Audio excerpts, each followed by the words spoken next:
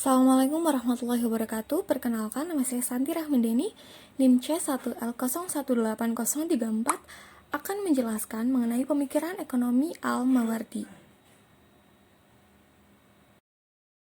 Sebelumnya, kita perlu mengetahui biografi singkat atau riwayat hidup dari Al-Mawardi. Nama lengkap Al-Mawardi adalah Abu Al-Hasan Ali ibnu Muhammad bin Habib Al-Baghdadi yang lebih dikenal dengan nama Al-Mawardi.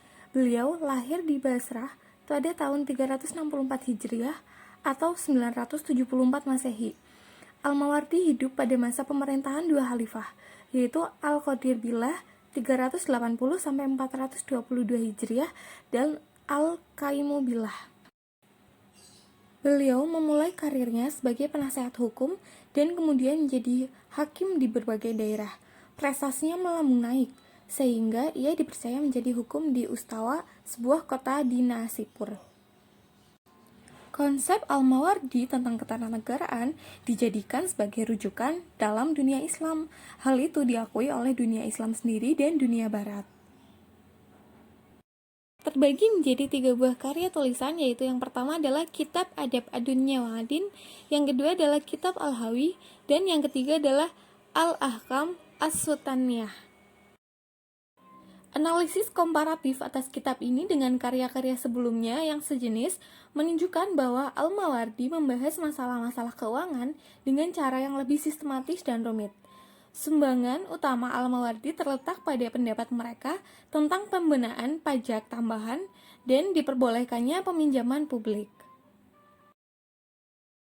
Adab Ad-Dunya wa Din memaparkan tentang perilaku ekonomi seorang muslim serta 4 jenis mata pencaharian utama, yaitu yang pertama adalah pertanian, yang kedua adalah peternakan, yang ketiga adalah perdagangan, dan yang keempat adalah industri. Dalam kitab Al-Hawi, salah satu bagiannya, Al-Mawardi secara khusus membahas tentang mudharabah dalam pandangan berbagai mazhab.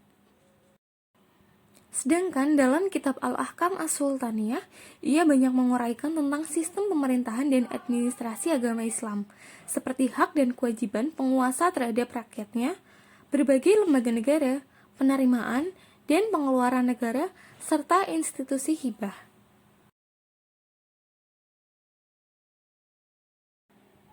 Teori keuangan publik selalu berhubungan atau terkait dengan peran negara dalam kehidupan ekonomi. Negara dibutuhkan karena berperan untuk memenuhi kebutuhan kolektif seluruh warga negaranya. Permasalahan ini pun tidak luput dari perhatian negara Islam. Al-Mawardi berpendapat bahwa pelaksanaan imamah atau kepemimpinan politik keagamaan merupakan kekuasaan mutlak atau absolut, dan pembentukannya merupakan suatu keharusan demi terpeliharanya agama dan pengelolaan dunia. Dalam perspektif ekonomi, pernyataan Al-Mawardi ini berarti bahwa negara memiliki peran yang aktif demi terrealisasinya tujuan material dan spiritual. Ia menjadi kewajiban moral bagi bangsa dalam membantu merealisasikan kebaikan bersama, yaitu memelihara kepentingan masyarakat serta mempertahankan stabilitas dan pertumbuhan ekonomi. Dengan demikian, seperti para pemikir muslim sebelumnya, Al-Mawardi memandang bahwa dalam Islam, pemenuhan dasar setiap anggota masyarakat bukan saja merupakan kewajiban penguasa dari sudut pandang ekonomi, melainkan moral dan juga agama. Selanjutnya, Al-Mawardi berpendapat bahwa negara harus menyediakan infrastruktur yang diperlukan bagi perkembangan ekonomi dan kesejahteraan umum. Menurutnya, jika hidup di kota menjadi tidak mungkin karena tidak berfungsinya fasilitas sumber air minum atau rusaknya tembok kota, maka negara harus bertanggung jawab untuk memperbaikinya. Dan jika tidak memiliki dana, negara harus menemukan jalan untuk memperolehnya. Al-Mawardi menegaskan bahwa negara wajib mengatur dan membiayai pembelanjaan yang dibutuhkan oleh layanan publik, karena setiap individu tidak mungkin membiayai jenis layanan semacam itu. Dengan demikian, layanan publik merupakan kewajiban sosial dan harus bersandar kepada kepentingan umum. Pernyataan Al-Mawardi ini semakin mempertegas pendapat para pemikir muslim sebelumnya yang menyatakan bahwa untuk mengadakan proyek dalam kerangka pemenuhan kepentingan umum, negara dapat menggunakan dana Baitul Mal atau membebankan kepada individu-individu yang memiliki sumber keuangan yang memadai. Lebih jauh ia menyebutkan tugas-tugas negara dalam pemenuhan kebutuhan dasar setiap warga negara sebagai berikut. Yang pertama adalah melindungi agama. Yang kedua adalah menegakkan hukum dan stabilitas. Yang ketiga adalah memelihara batas negara Islam. Yang keempat, menyediakan iklim ekonomi yang kondusif. Yang kelima, menyediakan administrasi publik, peradilan, dan pelaksanaan hukum Islam. Yang keenam, yaitu mengumpulkan pendapat dari berbagai sumber yang tersedia, serta menaikkannya dengan menerapkan pajak baru jika situasi menuntutnya. Yang ketujuh adalah membelanjakan dana Baitul Mal untuk berbagai tujuan yang telah menjadi kewajibannya. Seperti yang telah disebutkan, negara bertanggung jawab untuk memenuhi kebutuhan dasar setiap warga negara, serta merealisasikan kesejahteraan dan perkembangan ekonomi secara umum.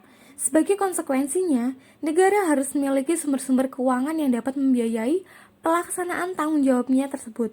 Berkaitan dengan hal ini, Al-Mawardi menyatakan bahwa kebutuhan negara terhadap pendirian kantor lembaga keuangan negara secara permanen muncul pada saat terjadi transfer sejumlah dana negara dari berbagai daerah lalu dikirimkan ke pusat. Seperti pada halnya para pemikir muslim di abad klasik, Al-Mawardi menyebutkan bahwa sumber-sumber pendapatan negara Islam terdiri dari zakat, ghanimah, kharaj, jizyah, dan usyur. Terkait dengan pengumpulan harta zakat, Al-Mawardi membedakan antara kekayaan yang tampak dengan kekayaan yang tidak tampak.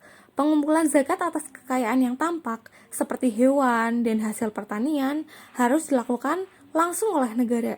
Sedangkan pengumpulan zakat atas kekayaan yang tidak tampak, seperti perhiasan dan barang dagangan, diserahkan kepada kebijakan kaum muslimin. Lebih jauh, Al-Mawardi berpendapat bahwa dalam hal sumber-sumber pendapatan negara, apabila tidak mampu memenuhi kebutuhan anggaran negara atau terjadi defisit anggaran, negara memperbolehkan untuk menetapkan pajak baru atau melakukan pinjaman kepada publik. Secara historis, hal ini pernah dilakukan oleh Rasulullah SAW untuk membiayai kepentingan perang dan kebutuhan sosial lainnya di masa awal pemerintahan Madinah. Menurut Al-Mawardi, peminjaman publik harus dikaitkan dengan kepentingan publik. Namun demikian, tidak semua kepentingan publik dapat dibiayai dari dana pembiayaan publik. Dengan demikian, menurut Al-Mawardi, pinjaman publik hanya memperbolehkan untuk membiayai kewajiban negara yang bersifat mandori, function. Adapun terhadap jenis kewajiban yang bersifat lebih kepada peningkatan kesejahteraan masyarakat, negara dapat memberikan pembiayaan yang berasal dari dana-dana lain seperti pajak. Yang selanjutnya adalah mengenai perpajakan. Sebagaimana tren pada masa klasik, masalah perpajakan juga tidak luput dari perhatian Al-Mawardi. Menurutnya, penilaian atas kharaj harus bervariasi sesuai dengan faktor-faktor yang menentukan kemampuan tanah dalam membayar pajak, yaitu kesuburan tanah, jenis tanaman, dan sistem irigasi. Lebih jauh, ia menjelaskan alasan penyebutan ketiga hal tersebut sebagai faktor-faktor penilaian kharaj. Kesuburan tanah yang pertama merupakan faktor yang sangat penting dalam melakukan penilaian kharaj, karena sedikit banyaknya jumlah produksi tergantung kepadanya. Yang kedua adalah jenis tanaman, juga mempengaruhi terhadap penilaian kharaj karena berbagai jenis tanaman mempunyai harga yang berbeda-beda. Begitu pula halnya dengan sistem irigasi. Di samping ketiga faktor tersebut, Al-Mawardi juga mengungkapkan faktor yang lain, yaitu jarak antara tanah yang menjadi objek kharaj dengan pasar. Faktor terakhir ini juga sangat relevan karena tinggi rendahnya harga berbagai jenis barang tergantung pada jarak tanah dari pasar. Dengan demikian, dalam pandangan Al-Mawardi, keadilan baru akan terwujud terhadap para pembayar pajak jika para petugas pemungut pajak mempertimbangkan setidaknya 4 faktor dalam melakukan penilaian suatu objek kharaj, yaitu kesuburan tanah, jenis tanah, sistem irigasi, dan jarak tanah ke pasar. Al-Mawardi menyarankan untuk menggunakan salah satu dari 3 metode yang pernah ditetapkan dalam sejarah Islam, yaitu yang pertama adalah metode misahah, yaitu metode penetapan kharaj berdasarkan ukuran tanah. Metode ini merupakan fixed tax. terlepas dari apakah tanah tersebut ditanami atau tidak, selama tanah tersebut bisa ditanami. Yang kedua adalah metode penetapan haraj berdasarkan ukuran tanah yang bisa ditanami. Dalam metode ini, tanah subur yang tidak dikelola tidak masuk dalam penilaian objek haraj. Yang ketiga adalah metode musahak, yaitu metode penetapan haraj berdasarkan persentase dari hasil produksi. Dalam metode ini, pajak dipungut setelah tanaman mengalami masa panen. Selanjutnya adalah Baitul Mal. Seperti yang telah dikemukakan, Al-Mawardi menyatakan bahwa untuk membiayai belanja negara dalam rangka memenuhi kebutuhan dasar setiap warganya, negara membutuhkan lembaga keuangan negara atau Baitul Mal yang didirikan secara permanen. Melalui lembaga ini, pendapatan negara dari berbagai sumber akan disimpan dalam pos yang terpisah dan dibelanjakan sesuai dengan alokasinya masing-masing. Al-Mawardi mengklasifikasikan berbagai tanggung jawab Baitul Mal ke dalam dua hal, yaitu yang pertama adalah tanggung jawab yang timbul dari berbagai harta benda yang disimpan di Baitul Mal sebagai amanah untuk didistribusikan kepada mereka yang berhak. Dan yang kedua adalah tanggung jawab yang timbul seiring dengan adanya pendapatan yang menjadi aset kekayaan Baitul Mal itu sendiri. Berdasarkan kategori yang telah dibuat, kategori pertama dari tanggung jawab Baitul Mal yang terkait dari pendapatan negara yang berasal dari sedekah, karena pendapatan sedekah yang diperuntukkan bagi kelompok masyarakat telah ditentukan dan tidak dapat digunakan untuk tujuan-tujuan umum. Negara hanya diberi kewenangan untuk mengatur pendapatan itu sesuai apa yang telah digariskan oleh ajaran Islam. Dengan demikian, kategori tanggung jawab yang pertama merupakan pembelanjaan yang bersifat tetap dan minimum. Kategori tanggung jawab yang kedua yakni terkait dari pendapatan negara yang berasal dari FAI. Menurut Al-Mawardi, seluruh jenis kekayaan yang menjadi milik kaum muslimin secara umum dan bukan milik perseorangan secara khusus merupakan bagian dari harta Baitul Mal. Oleh karena itu, pendapatan FAI yang diperuntukkan bagi seluruh kaum muslimin tersebut merupakan bagian dari harta Baitul Mal. Lebih jauh, Al-Mawardi mengklasifikasikan kategori tersebut menjadi dua hal. Yang pertama adalah tanggung jawab yang timbul sebagai pengganti atas nilai yang diterima, seperti untuk pembiayaan gaji para tentara dan pembiayaan pengadaan senjata.